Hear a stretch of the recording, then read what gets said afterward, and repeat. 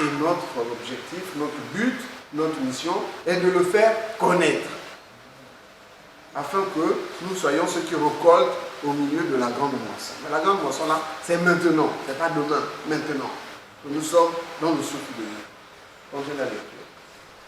Donc je continue le chapitre, le verset 43, si oui. Nous sommes arrêtés au verset 42. Donc je lis complètement. Lis d'abord le verset auquel on s'était arrêté. On s'était arrêté au verset 42. Oui. Et il disait à la femme, ce n'est plus à cause de ce que tu as dit que nous croyons, car nous l'avons entendu nous-mêmes et nous savons qu'il est vraiment le sauveur du monde. Donc là aussi quelque chose de fondamental. Quelque chose de fondamental. Ça c'est maintenant le nouveau converti. Ah, ce n'est pas seulement à cause des témoignages que tu m'avais fait là. Je sais que tu disais, ça se produit déjà dans ma vie. Avant j'étais tout le temps fatigué. Maintenant je suis en pleine forme. Ah, vraiment je crois maintenant que Jésus-Christ existe. Pas seulement à cause de ce que tu m'as dit, mais je le vis déjà au-dedans de moi. Ah, ce n'est plus seulement à cause de la prédication de l'ancien Pierre. Non, et de l'ancien Marie, c'est qui fait Roméo et Rodrigue. Non, pas qu'à cause de ça. Je vis ça maintenant tous les jours.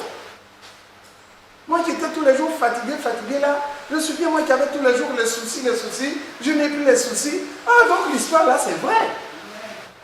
Vous comprenez? Parce que la parole est rentrée.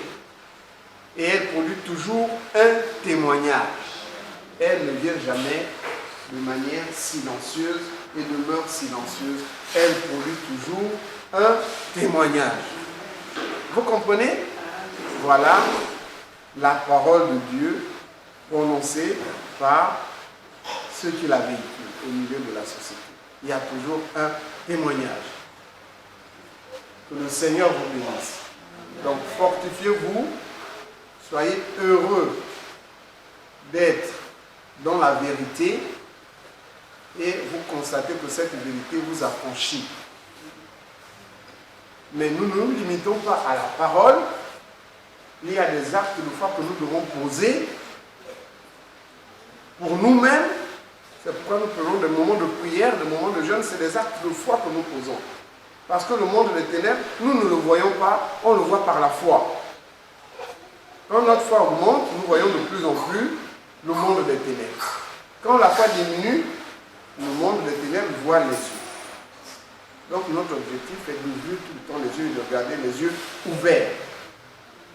Vous êtes des hommes mûrs dans la connaissance de la vérité, afin que non seulement que nous soyons libres, mais que nous soyons capables d'en affranchir d'autres.